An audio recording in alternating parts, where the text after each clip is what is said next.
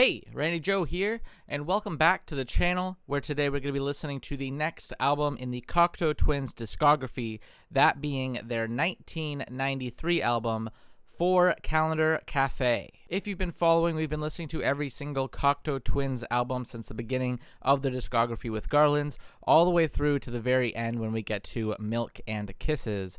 But today we're listening to the second to last record, 4 Calendar Cafe, which follows, of course, their incredibly influential and famous Heaven or Las Vegas, in my opinion, their best work probably.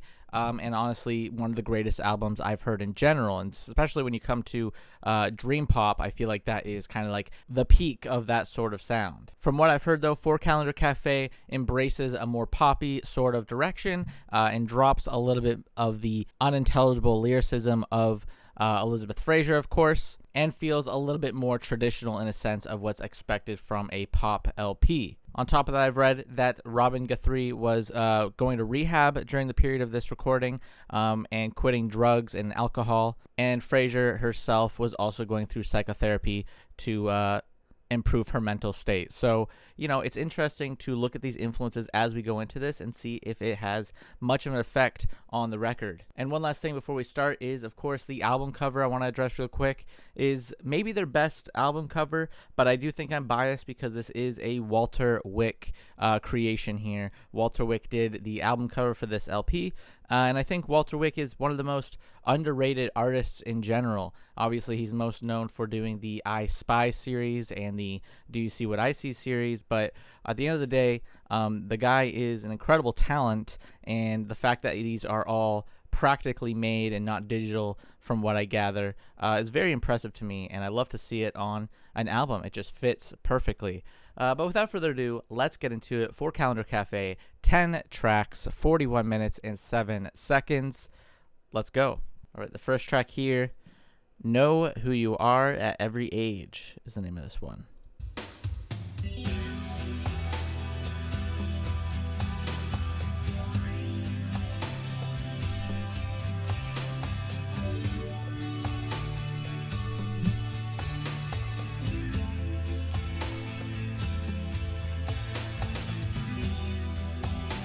Still carrying on, of course, a very ominous, transformative atmosphere.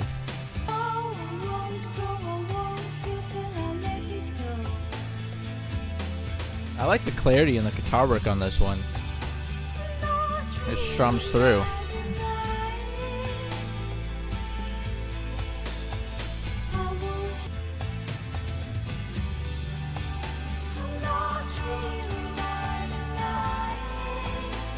Her vocals are a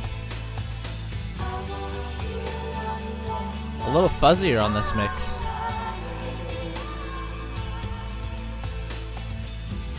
I do like how a bit more low-key she is on this. She's not bursting through the seams like a lot of tracks on Heaven Las Vegas so far.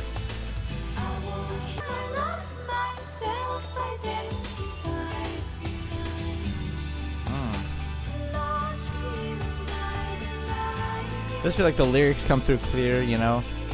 I lost myself, she says that quite plainly.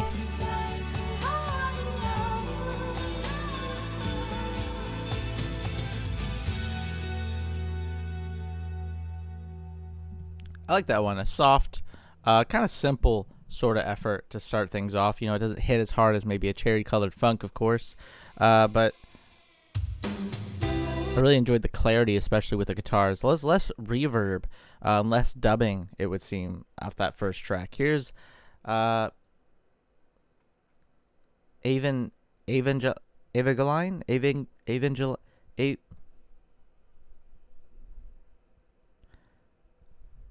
Evangeline? I don't know. Let's not butcher it too much here.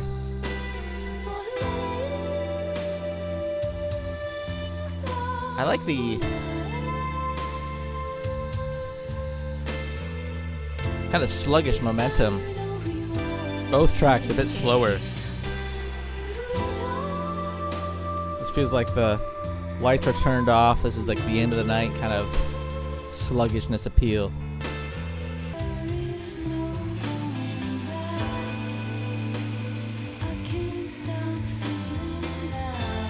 Even that, there is no coming back. I can't stop feeling bad. The lyrics from Frasier here are clearly, much more recognizable. There's no sense of sort of mysticism about it. She doesn't really blur any of it in any way. In Heaven in Las Vegas, you saw lyrics here and there that had some clarity, which I think added to the very dreamlike atmosphere where some of it would kind of phase out. Whereas this one is a lot more just front focus with the lyrics. It doesn't really kind of muddy the mix in any way. But continuing.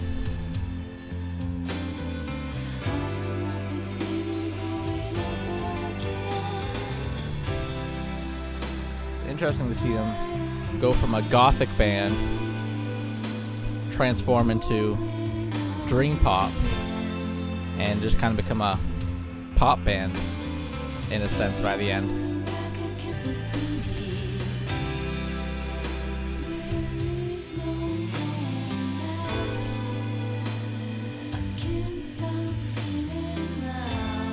I like this one. It feels very dramatic and melancholic in a way.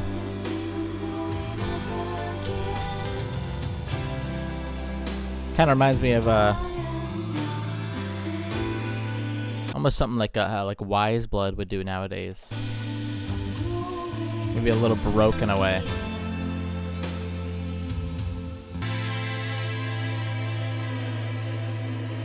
Oh, bit of a fake out here. Oh, I like the drum. That kind of come focus there. Makes a nice transition.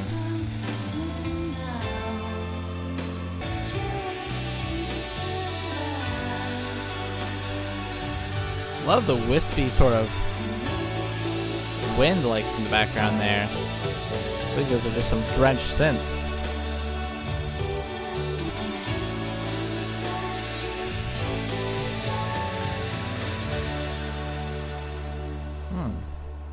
Really like that one. That one was very majestic, very gorgeous, very melancholic. Love the clarity once again from Frasier. I think her lyrics are very simple yet effective when they come through, and just I love the sluggishness and the slowness of that one. It felt very just blissful in a way, yet kind of sad. Here's Bluebeard keeping it going. Oh, a bit of a country twang on this one. It's like they're teasing a country sound. I think I would take a country record from Cocteau Twins, to be honest.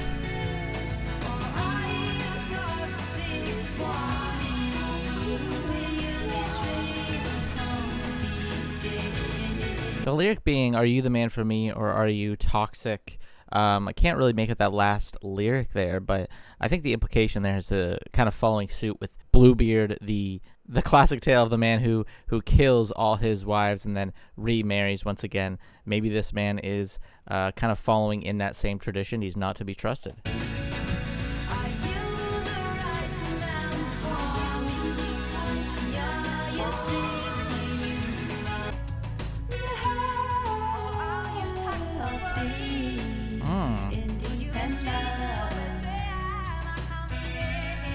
I love that second vocal there, buried in the mix, but kind of pleading, "Are you the right man for me?" in the background.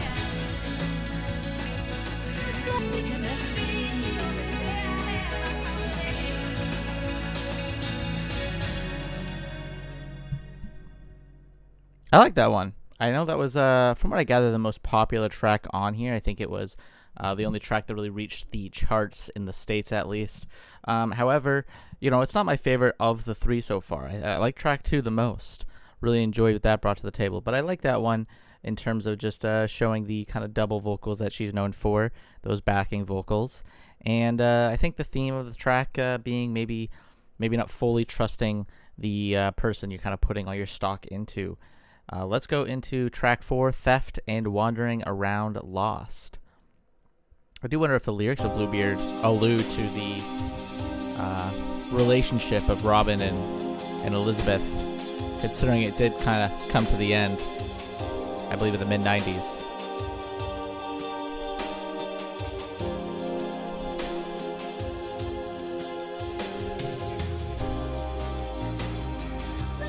Oh, I love that deep bass line on this one.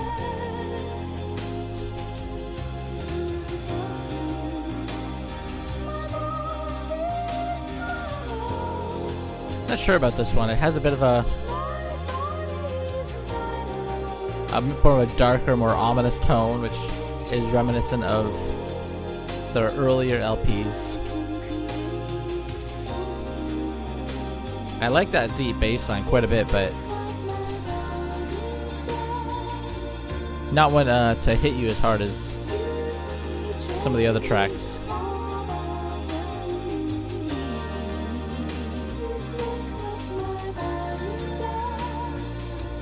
One thing about this record so far is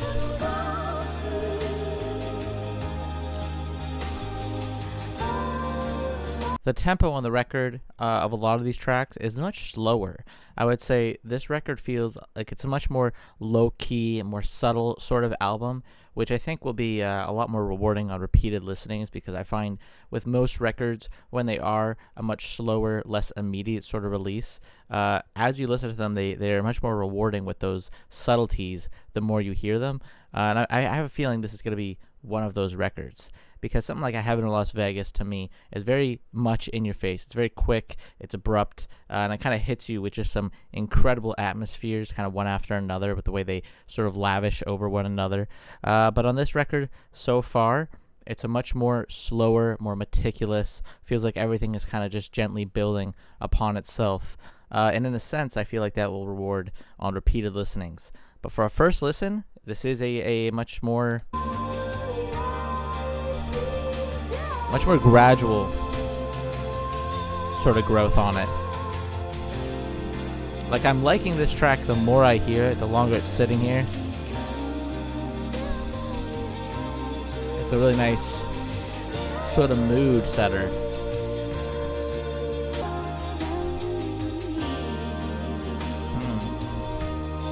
And yeah, that country twang is still kind of, it's got a very Midwestern sort of feel to the record. I'm picturing like open fields of just nothingness.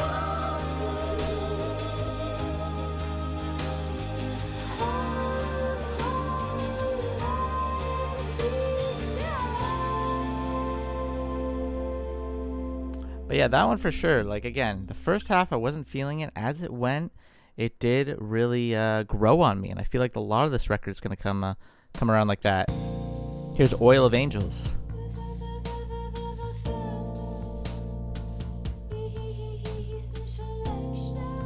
The bass lines on this record too are much more evident, I would say.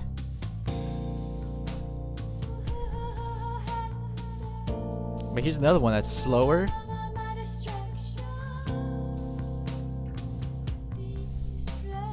Almost feels pondering in a way. Oh, love that. Just kind of sink into this reverby guitar.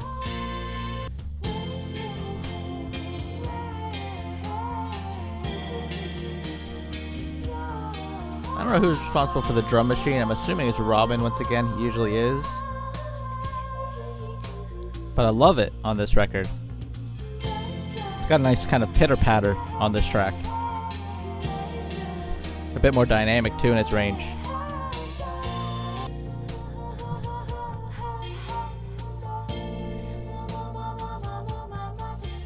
I like her fluttery vocals on this one, that repetition she uses to sort of reinforce the lines coming in.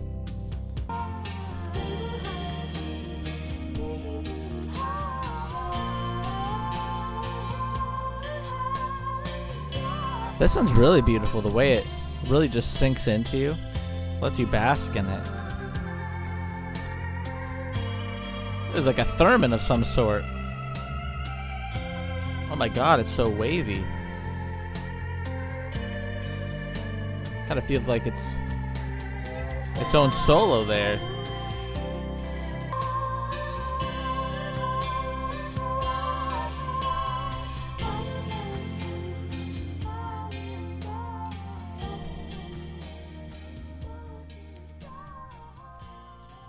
Yeah, once again, another really just gorgeous one that really sinks into you the further it goes. Love that solo that kind of comes in. It sounds like like a theremin almost.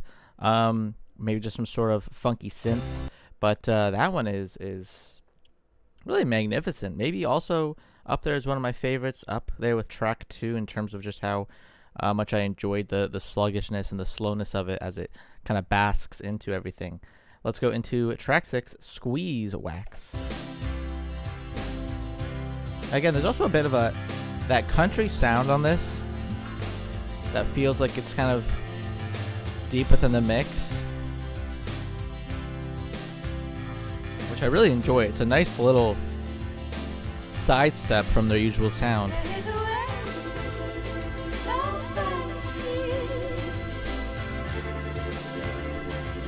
Love that wavy kind of guitar line there.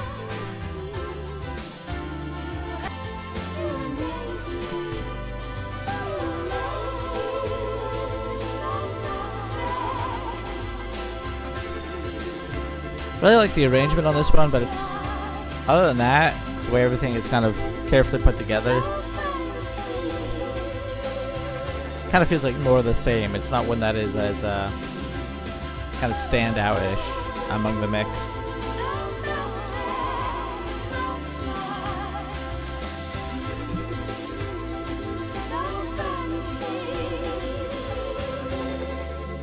Yeah, I don't know about that one. Kind of just came and went. Didn't really love everything about that one. I thought, aside from that little bit of a country twang on it and the arrangements feeling, as sharp as ever with them, I feel like they're always really great at arranging everything. It's not that interesting of a track for me. Just felt like more of the same, and kind of like them phoning it in. Here's My Truth for this next one. See, I like something like this, though. Right off the bat. Feels very different from what we've heard so far.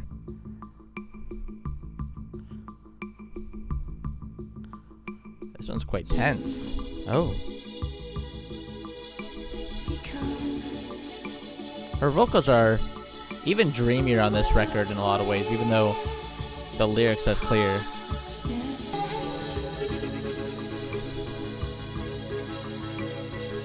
Oh. I love that crystal-like, almost like xylophone sound we've got in the background. Very playful on the mix.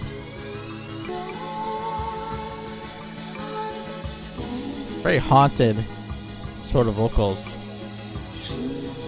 This one. Again, she's not exploding on the mix on this album. Certainly much more withdrawn performance.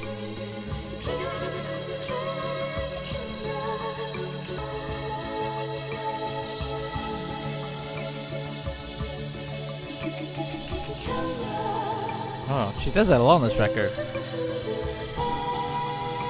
Great, repetition in her vocals. Places a lot of emphasis when she drops down on it.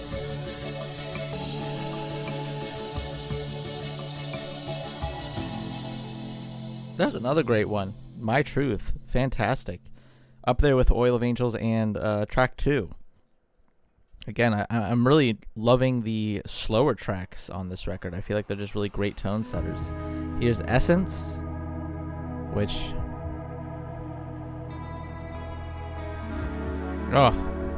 has such a beautiful sinking feeling. Reminds me of Lazy Calm off of the first Victorialand, the first track off Victorialand.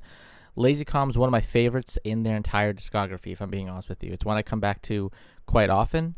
I use it for a alarm to wake up in the morning because it's just such a beautiful basking sort of listen. Love the horn work on that one. And this track here reminds me of it. I think they do a great job when they really want to hone in on a much more ambient, dreamlike nature. And I think a lot of this record kind of hones in on those sort of sounds as well, which, again, big fan of. Loved it when they did Moon and the Melodies as well with Harold Budd. So I feel like this just kind of feels like a continued evolution of that sound. but maybe this track will change. But right now it's just so... I feel like I am floating away.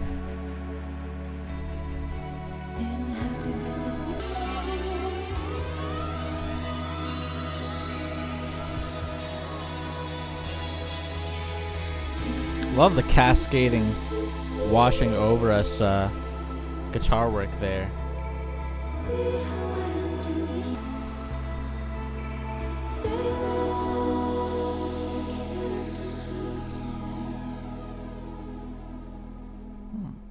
Beautiful one. Love that one. Remind me like a sequel of sorts to Lazy Calm, like I said.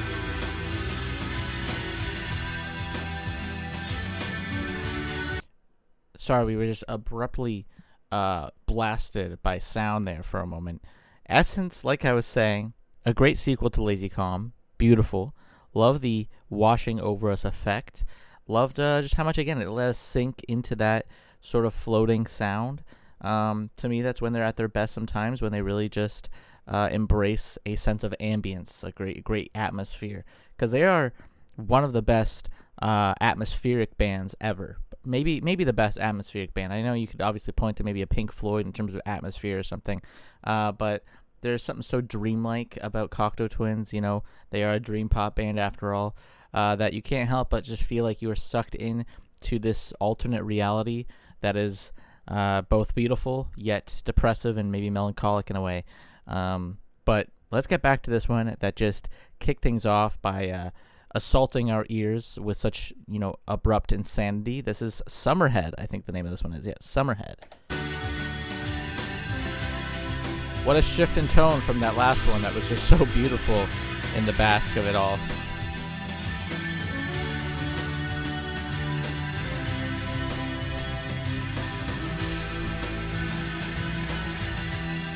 The drumming on this one is a lot more frantic, a lot more upbeat. Very steady with it all.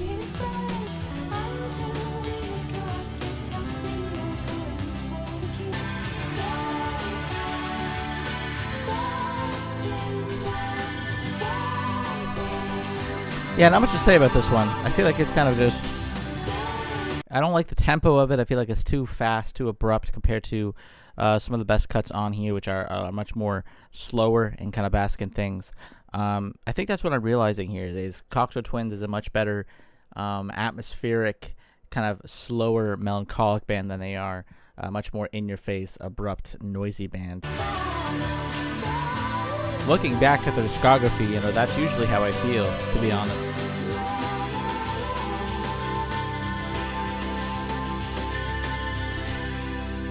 Well, I feel like Heaven in Las Vegas is a good balance of the two. I didn't love that one. In fact, that might be my least favorite on the album. It kind of just went in one ear and out the other. Nothing about it really caught my attention. Other than the drumming, I guess. The drumming was pretty frantic, and I like the steadiness of it all, but I could really leave that one right off the LP, to be completely honest with you here. And knock it under that 40-minute mark, which they typically are. Maybe that's a curse when they have an album go beyond 40 minutes. It just doesn't stick completely. Here's Per closing it out 5 minutes on this track. As always, they leave the longest track for last usually, except for Victorialand, which decides to kick things off with the longest track.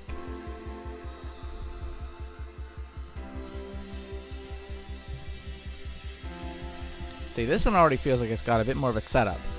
Summerhead, I'm sorry. Kick things off too quickly. Oh.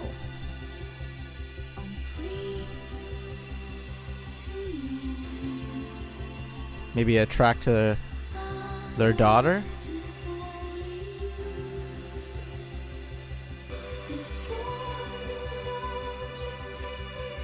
Definitely seems to be a track about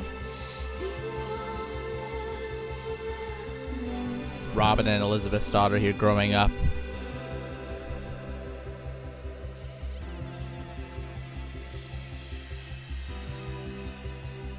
Love the steadiness of this momentum.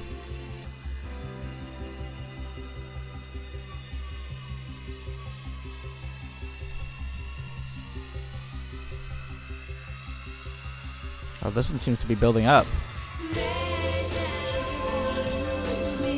No wonder. Wow. Such a fast peak to drop that was.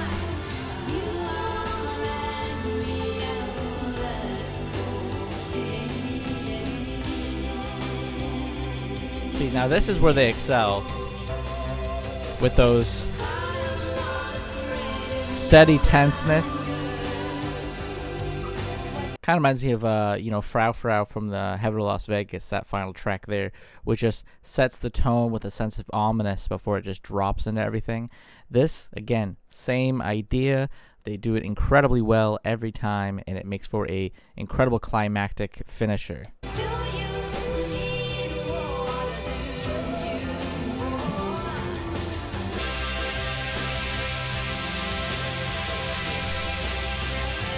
Yeah, those guitars, so like heavy on the effects, the reverb just blaring through.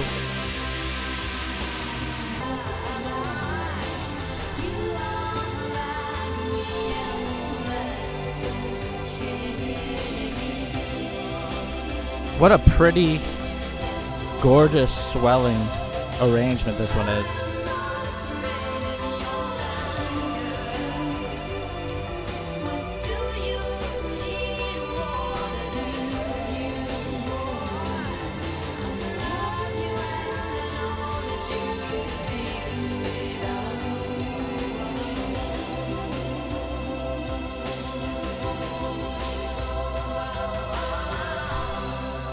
Wow, a beautiful one. Loved everything about that track, but I especially love just the theme of it, it would seem. Well, like I said, they are a band that doesn't really have lyrics. Four Calendar Cafe does have some sense of lyricism to it. However, reading here, I never look at the lyrics online because these are people trying to transcribe Elizabeth Fraser's sort of non-lyrical content in a way. However, I feel like it's fairly accurate that this track here is dealing with talking on their daughter and seeing her grow and trying to be a loving parent to her. What do you want? What do you need? I love you, and I know that you could figure it out. You are angry. That's okay. Yes, I'm not afraid of your anger. A very sweet, loving track. Pretty much just representing a lot of this era of the Cocteau Twins, both Robin and Fraser, of course, having this daughter. And I feel like Heaven in Las Vegas really centered on it as well. And we're seeing themes carry on to this track. Now she's growing up, and it's a very sweet finisher. And like their finishers, too, had a really great swelling sound to it with that huge climactic drop, just like Heaven in Las Vegas' final track. They do that quite well when they really just focus and hone in on a finisher. But that does it for Calendar Cafe as a whole. I really enjoyed this record. I think it's a great successor of sorts to Heaven in Las Vegas. It follows suit. And while that, album had some lyrics and some of her kind of gibberish vocals that are so signature to their sound, For Calendar Cafe becomes a lot more lyrical focus. And even though on streaming services it still does not show lyrics, probably because for the most part her vocals are still almost nonsensical in a way, the lyrics do come through a lot sharper, a lot clearer on For Calendar Cafe. And, her lyrics are typically pretty simple, but they're very effective, and I think they're complemented greatly by the atmosphere of the tracks. Best tracks on here would be the slower ones for me. I really love when they kind of take their time, really love when they're melancholic and slow and just dreamlike. The track 2 here, Evangeline. Again, we're not going to try to screw that one around. Here's Oil of Angels is another one that is probably my favorite here. Really loved just everything about that track. A great tone on it, an incredible atmosphere, and I love the gradual kind of sluggishness of it as well. Essence, another one, felt like a lazy calm successor of sorts, and even Purr as well. That first half is very slow and meticulous and really basks in that second half. Maybe not as strong of an effort as a Heaven in Las Vegas. I didn't love Summerhead. That to me was the clear weak track. I actually, the more I think about it, I just didn't really find anything too appealing about it. It just kind of felt like more of what we've heard, but not done as well or as careful. I also thought the mixing was a bit too much in a way, a bit too heavy-handed. So didn't love Summerhead, but for the most part, this is a really great, continuation of their discography into a more poppy sort of sound. And also incredible album covers. So it has that as well going for it. For Calendar Cafe, pretty solid release. But that does it for the album. If you want to see more videos from myself, go ahead and like and subscribe. We're going to finish off the Cocteau Twins discography pretty soon with Milk and Kisses. If you want to see the entire Cocteau Twins discography reacted to by myself in full, you want to see all those videos that I've done so far, including this one unedited, check out the Patreon in the description below for $5 a month. You get every single album reaction I've done this year, including Cocteau Twins, including Pink Floyd, including Bjork. If you like all those artists, for $5, you can watch every single video I've done this year completely unedited, which is quite a steal, if I say so myself. But as always, my name is Randy Joe. I appreciate you watching, and I'm signing off.